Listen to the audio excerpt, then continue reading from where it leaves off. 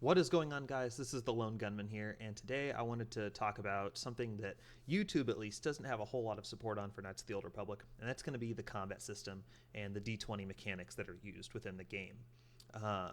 There are some good Reddit posts out there, but it doesn't look like there's a whole lot explaining the D20 system on YouTube, so I thought I might post something just to kind of help anyone out that's playing that doesn't understand how the D20 system works. Now, I will say, yeah, looking at my calendar right now, we are 16 years removed from the launch of the game. So, yeah, a little late to the party. But if anyone does play the game, maybe even for the first time perhaps, or just didn't really ever understand, you might find this helpful. So I wanted to put this out there. A few things I wanted to talk about today, and by the way, I will put timestamps in the description below for all of these topics in case you want to skip around and see what you want to listen to, what you want to talk about. We're going to talk about what are the attributes, what do they govern, and what are the attribute modifiers? How do those work? How does defense work within combat? How are attacks calculated? What are saving throws? How do those work? What are skill checks? And then how do critical hits work, and how does stealth relate to critical hits?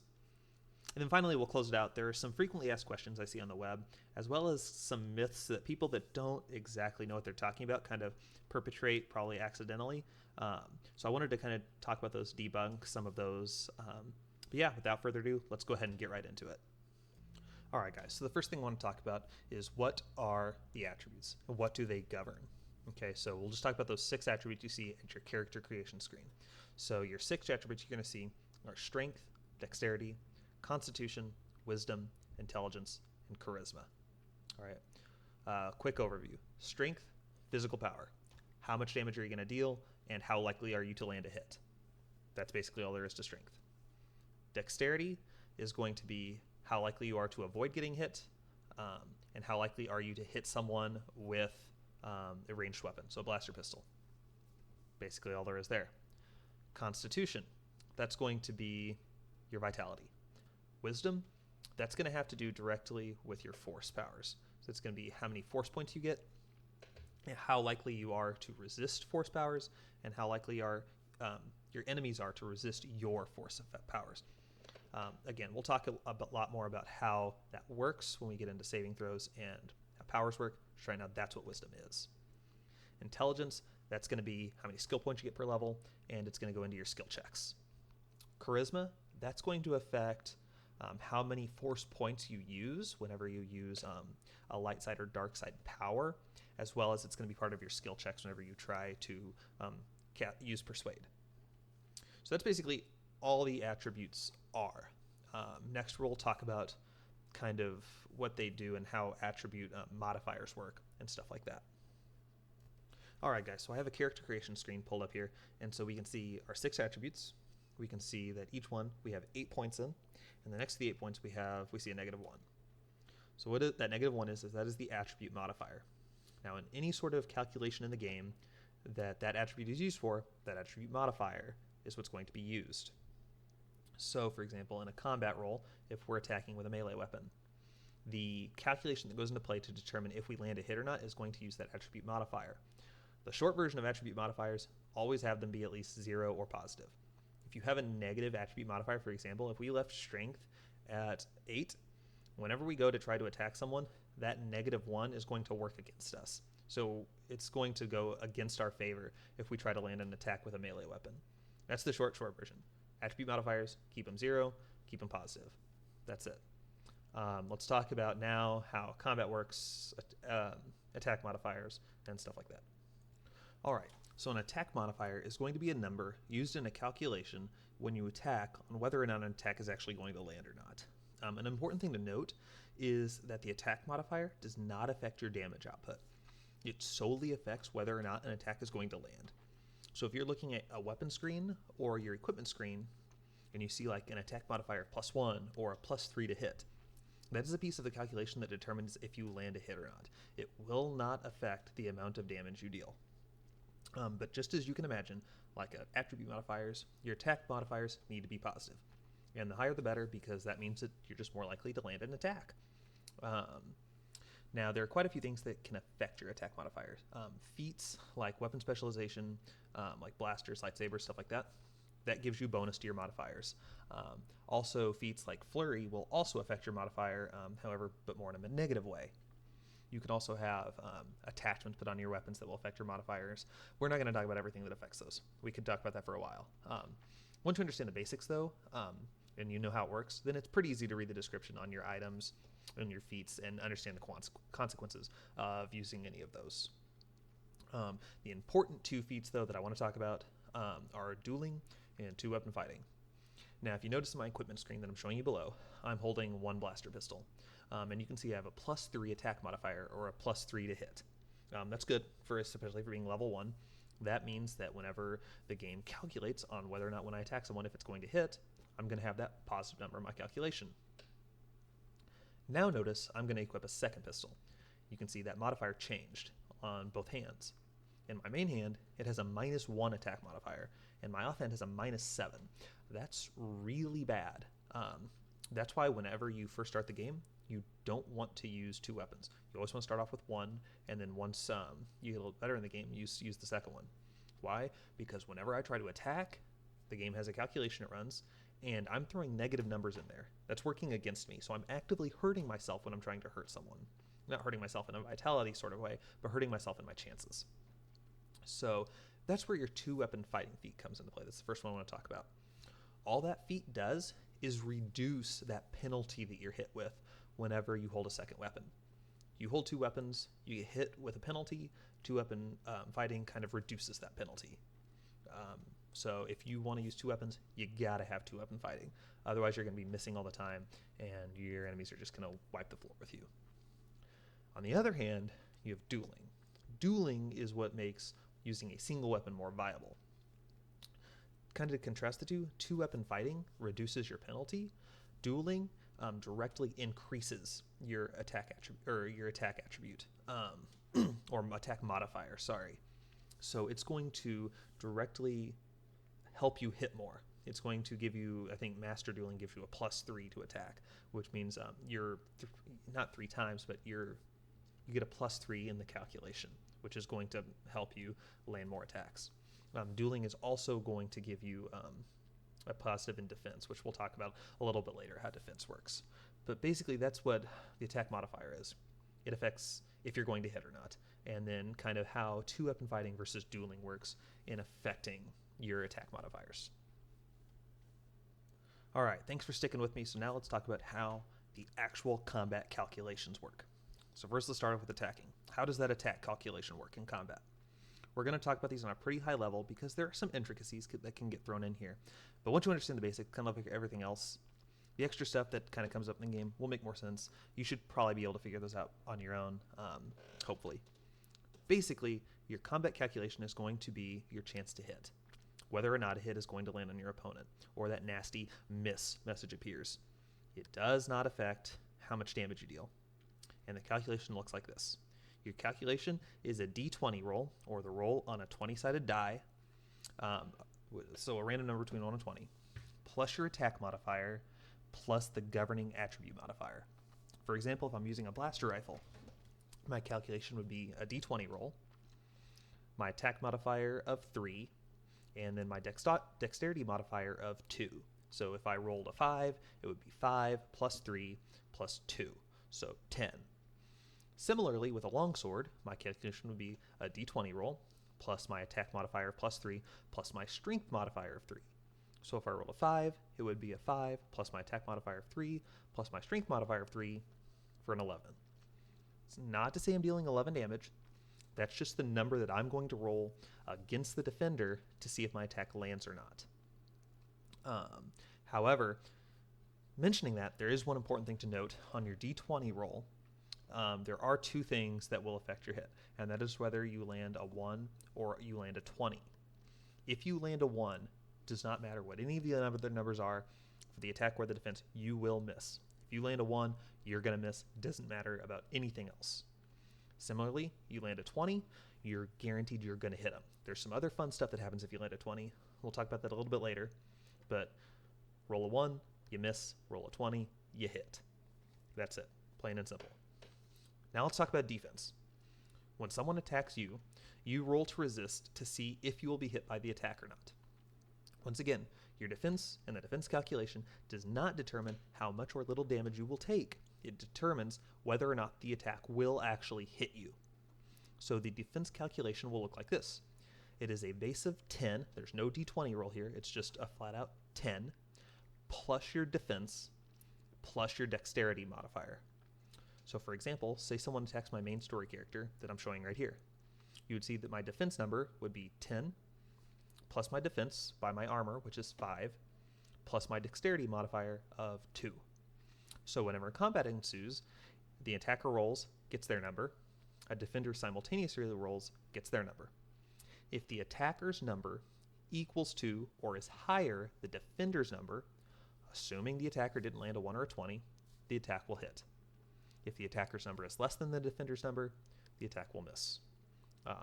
That's it in a nutshell. The last thing I want to mention, though, that is related to combat and attributes and defending is armor restriction. So whenever you look at your armor, take for example, I'm looking at my Ichani fiber armor. I see that I have a defense of 5, which is going to be that number that's used in my defense roll if someone attacks me. It also says there is a max dexterity of. Now what does that mean? That means that whenever I do a defense roll, say my dexterity was 22, which means that I have a +6 dexterity modifier. If I'm wearing +5 max dexterity, that means that extra 1 point, it gets ignored. I don't get any bonus from that. So whenever I do the calculation, it's going to be the 10 plus my 5 defense plus 5 for my dexterity modifier, even though I have +6 for my dexterity. I'm only going to get the 5 because that's restricted by my armor. So that's one thing you want to think about whenever you're choosing your armor, is that, if you're a character that has really high dexterity, like say it has 6 dexterity, if you start putting on armor that you lose that bonus for, maybe it's not worth it. So it's pretty easy to do the math, whenever you start to think about, okay, does the defense bonus that I get, if I lose what dexterity I'm losing, net, what am I losing here? Is it good for my defense bonus or bad? That's just kind of some quick math you have to do. Should be pretty easy. Just see how many dexterity you're missing out on. Does the defense bonus make up for that? If it does, you're fine. If not, you might want to reconsider the armor you're wearing. One thing I do want to mention, though, is that this max defense does not affect your attack roll. It only affects your defense roll. So if I've got, if I'm wielding blaster pistols and I've got a dexterity of 20, which is a +5 attribute, if I'm wearing armor that's, say has a +1 max dexterity bonus, I'm still going to get that +5 when I attack. It will not affect that. Only affects defense. But that is important to understand whenever you're picking your armor for defense. Just keep that in mind whenever you're trying to do that calculation. Important to know. Also kind of related, I'm just adding these one-offs kind of here at the end of this conversation. Lightsabers. So we talked about up here a little higher, the attack calculation is the d20 roll plus your attack modifier plus the governing attribute. Lightsabers are a special case. In Knights of the Old Republic 1, note if you're watching this and you're thinking of Knights of the Old Republic 2, it is a little bit different. In Knights of the Old Republic 1, your dexterity or strength can be used in that calculation. The game will take whichever one is higher. So for example, if you have an 18 dexterity and a 16 strength, it's going to use the dexterity modifier in your attack calculation if you're using a lightsaber. Only a lightsaber. In Knights of the Old Republic 2, they added a feat called Finesse Lightsabers, and for melee weapons, Finesse Melee Weapons. So that it made you, burn up an extra feat to get that bonus. Note, however, that if you're using dexterity, like if you have 20 dexterity and 12 strength, if you're using a lightsaber, yeah, you're going to have a pretty good chance to hit, like you had a 20 strength. You're going to have a chance to hit. However, strength directly impacts the physical amount of damage, your damage bonuses, how much output you're going to get.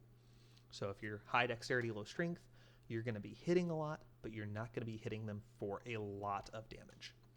So something to keep in mind. So for example, like Bastila in this game, whenever you get Bastila, she has a high dexterity, a low strength, keep bumping up her dexterity. She's going to keep hitting people. She's just not going to be, hitting for a lot of damage. So just keep that in mind, but that's how dexterity works in a couple of intricate ways. That's as intricate as I'm going to get, though. Not going to get into weapon modifiers and things you put on weapons and stuff like that, and different feats. But hopefully that helps out with that piece of the game. All right, so the next thing I want to talk about are saving throws. If you're like me, I played Knights of the Republic probably 3 or 4 times before I ever actually cared. I got belts that said reflex +2, gloves, all saves +1, stuff like that. And I'm like, cool, I don't know what reflex is, I don't know what fortitude is, but it's got to be good for something. So let's just go ahead and give it to someone. Why not? And then finally I started to look up, okay, what do these actually do? And they have to do with saves and saving throws. And those are going to be your ability to resist certain effects. So, for example, your 3 kinds of saves are reflex, fortitude, and will. Reflex is going to be your ability to resist things like grenades, mines, like concussion grenades, stuff like that. Fortitude is going to be your ability to resist. I think a good example is like, remember in Knights of the Republic on 2, I guess kind of a spoiler alert, not really. Knights of the Republic 2, when you're on Telos, there are gas traps that you can walk over, and that's going to be a fortitude roll. So if the gas trap comes up and activates and you're sitting in the gas, you're going to have to do a fortitude roll to see if you're going to get poisoned or not. So that kind of thing is going to be what fortitude is for. And then will is going to be like force powers. So like force storm, if it's going to deal a lot of damage to you or not. Insanity, if you're going to get stuck insane for like 16 seconds or however long it is, that's going to be a will save. So that's what those are. Let's kind of talk about how those work though. So like I said, saving throws are rolls to cast to see if you can resist some sort of an effect. The effect you're trying to resist has what's called a DC, or difficulty class. That's a number you're going to have to match or exceed to resist that effect. And also what's nice is a lot of items that have difficulty classes will tell you what they are. So say for example, in Knights of the Republic 2, I have a poison grenade. It has a difficulty class of 25, so if I'm trying to resist it, or an enemy's trying to resist it, they would need their saving throw to be 25 or higher. And then also, like I said, notice it says that it's resisted by reflex, or that's the save. So that's going to be the modifier to resist that grenade. So, for example, the calculation is going to be a d20 roll, plus your save, so your reflex, fortitude, will, plus the attribute modifier associated with that. Reflex is associated to dexterity, fortitude is associated to constitution, and will is associated to wisdom. So for example, see here in Knights of the Republic 2, I have Visas is going to throw a poison grenade at a Sith trooper. As she throws it, the game is going to do a calculation, and this is how it's going to turn out. The trooper had a reflex of 25, they rolled a 5 on the d20, and they had a dexterity modifier of 5. So we can see he's easily going to resist this poison. The same principle would apply if he were to walk over a poison trap. It would be his fortitude plus a d20 roll plus his constitution modifier. And then if you were trying to resist insanity, it would be a d20 plus will plus his wisdom modifier. But that's saving throws. That's how they work in a nutshell. Hopefully that helps. It's something that I didn't really understand whenever I first played. It's definitely nice to know now, though, and how that works. All right, so something else I want to talk about, and I don't want to spend a lot of time on this just because it's very similar to saving throws, is skills. So whenever you try to do something skill-related, such as disarming a bomb, seeing someone that's stealthed, or persuading, you're going to have difficulty classes in those sorts of instances, and you're going to do a skill roll. So for example, if I wanted to disarm a mine, disarming a mine might have a difficulty class of 15. I would have to do a roll whenever I try to disarm it. The calculation that goes into play looks like this. It's going to be a d20 roll plus my skill rank plus my attribute modifier. So say in this example, the difficulty class of disarming the mine is 15. Say my demolitions rank is 3 and my intelligence modifier is +2, which means I have 14 intelligence. If I roll a 10, it would be 10 plus my skill rank of 3 plus my intelligence modifier of 2 is 15. That matches the difficulty class, so I'm going to be able to disarm the mine. That's why if you try to disarm a mine and it says like your skill rank is too low, you might try it again because you might have just gotten some bad RNG, random number generation, on your roll. But yeah, that's how skill works. For seeing if someone's under stealth, it's going to be your awareness. It's going to also be intelligence. It's going to be your governing attribute. And persuasion is going to use charisma. is the governing attribute. But yeah, so that's how skills work. Hopefully you find that helpful. All right, so the next thing I want to talk about are critical hits. How those work, how they're calculated. Are they affected by stealth? How does stealth play in there? So the first thing we're going to talk about is, remember when we said in a combat roll, you roll a 1 and you miss, you roll a 20 and something cool happens? Critical hits are the something cool that happens. So the way that works in combat, I'm the attacker. I roll a 20. That means that I get to roll one more time for a critical hit. One thing to note is I'm rolling again, but I'm going to deal damage no matter what, right? So I'm rolling to see whether or not my damage is going to deal a critical hit. The critical hit will be, 2 times, 3 times, 4 times. Your damage, that depends on, if you're using critical strike, something like that. Won't get into that. Just talking about how the roll works. So I rolled a 20. That means I get a critical threat, is what it's called, a threat or a critical threat. So I rolled a 20. I need to roll again. So let's say, for instance, I roll a 5. It's going to be the same, combat calculation as before. I roll a 5. I add my attack modifier of +3, and then I add my strength modifier of 3. That gives me a number of 11. The defender, again, has a base of 10. Then they add their defense modifier of 3, and then their dexterity modifier of 2. They got a 15. My critical roll was not high enough, so therefore I'm going to only deal normal damage, no critical damage, but I'm still going to hit them, just nothing critical. If I were to, roll, say, like a 15, then I would have outweighed their defense roll, or I guess it wasn't a roll, but their defense, and I would have scored a critical hit, and I would have just done twice as much damage. Now, there are some subtleties and intricacies that can come into critical rolls and critical hits, such as critical threats. So you might notice when you're looking at a weapon, it says critical threat 19 to 20, or it might even say 18 to 20. What that means is that is the number you have to roll to get a critical roll. So if my critical threat was, say, 19 to 20, that means on my attack roll, if I happen to roll a 19, I get to roll for a critical hit. I don't have to just hit a 20. So it increases the range of your critical ability. What number do you have to roll to be able to try for a critical? And then there are some other feats like your critical strike, for instance, and that's going to affect the critical threat range as well, making it easier the higher up the level to score a critical hit. Basically, that's how crits work. Now, here's another question. Are they affected by stealth?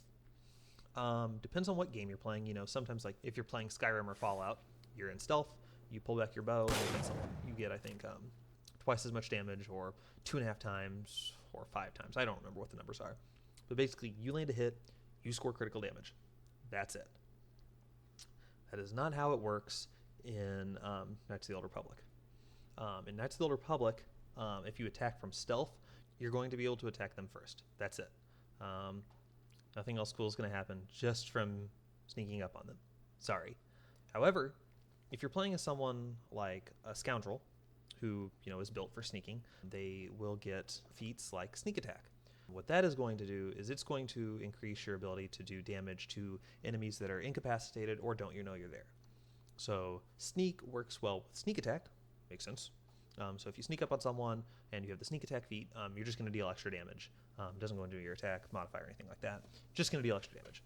So sorry if that was clickbaity, but stealth doesn't actually directly affect critical hits. It will just allow you to do more damage if you do have that feat. So hopefully that was helpful on understanding critical hits, how those work, how they're calculated, and what a threat is. So if you see critical threat, you kind of can interpret that. All right, so the last thing I want to talk about are just kind of some frequently asked questions that I see on the web and some myths that I have seen perpetrated. I'm going to highlight a few of them on the screen just so you can kind of read what some people say about a few of these topics. It has to do with double-bladed lightsabers, double-bladed weapons, blaster rifles. Some hot takes, and they're not right. So I just wanted to kind of debunk those and tell you actually how it works. So first one, do double-bladed weapons / lightsabers use the 2-weapon fighting or dueling feats? Short answer, 2-weapon fighting. You see some people that argue, no, it doesn't use 2-weapon fighting because you only have it in one hand. Like, you don't have a second weapon in your left hand. That is not true. Sorry. It does not use dueling. It is affected by two-weapon fighting. In fact, just to debunk this, I went ahead and in Knights of the Republic 1, I went ahead and I used some mods and some save editors to give myself feats like Master Dueling and Master Two-Weapon Fighting, and I experimented.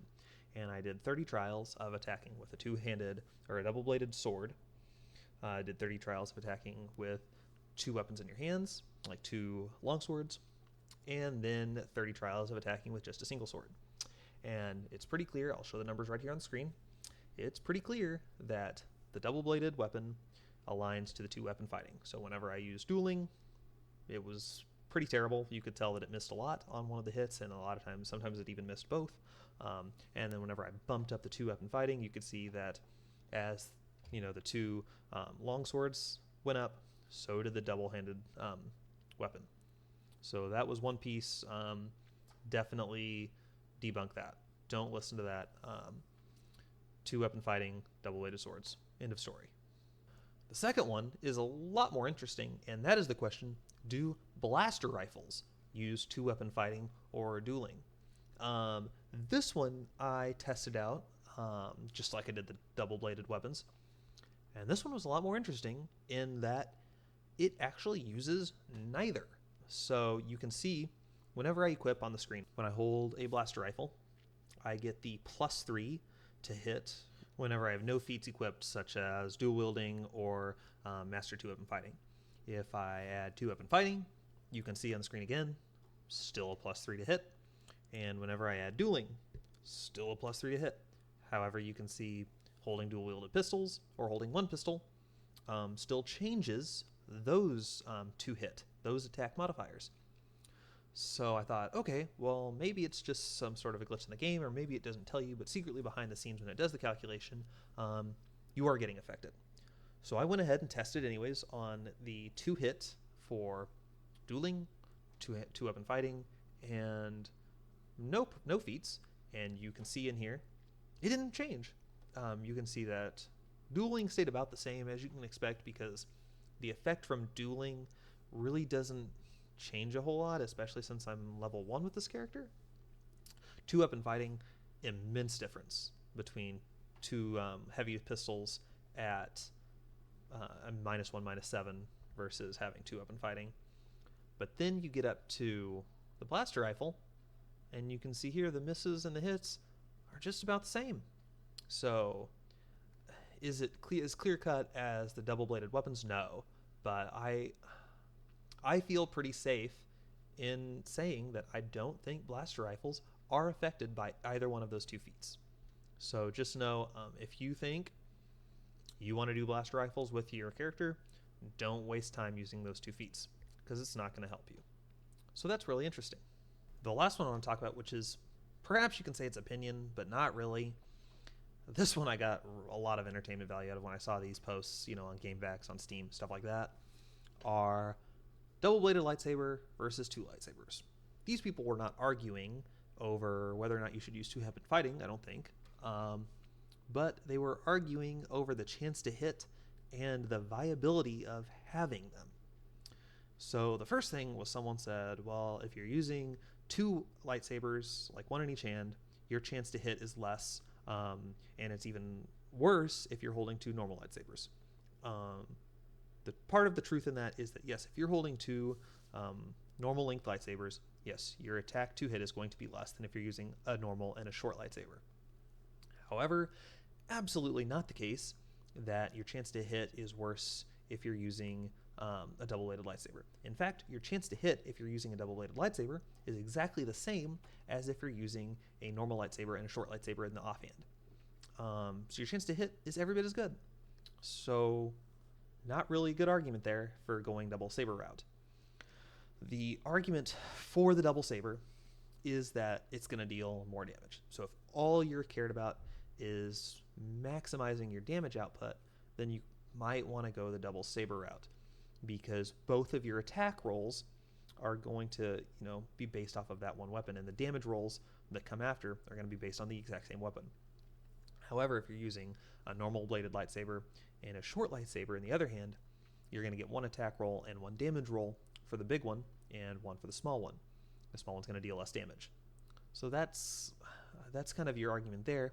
However, what he's not taking into account in this first argument is that if you're using a long lightsaber and a short lightsaber, the attributes that you can get, and this I think more comes into play in Knights of the Old Republic 2, is you get a lot of crystals that affect your attributes. They give you wisdom, they give you strength, stuff like that. And if you have, lightsabers that are doing that, those attributes are going to increase, and those are going to apply to both weapons when you attack. So, for example, if I have one lightsaber that gives me, a +4 to strength, and then I have a second lightsaber that gives me a +4 to strength, and then I have, and those were, given by, like, say, 3 crystals, I would have lost out on some of that attribute by having a double-bladed lightsaber. Does that make sense? Double-bladed lightsaber I can only put 2 power crystals into. So if I have 3 and each one of them gives me, 2 strength, I can't use that third one. And all those come into play whenever I'm doing a damage roll and when I'm doing an attack roll. So the moral of the story is double blade might get you more strength, more damage output, but if you're using a long blade and a short blade, you can get dexterity modifiers, you can get strength modifiers, wisdom modifiers, and those will stack on any roll you're doing, attack, defense, all that stuff. So they're both viable, but don't listen to this argument of your attack roll is worse when you use a double-bladed, because that's not true, and that you're going to deal more damage, because that's not even necessarily true either, depending on what crystals you have.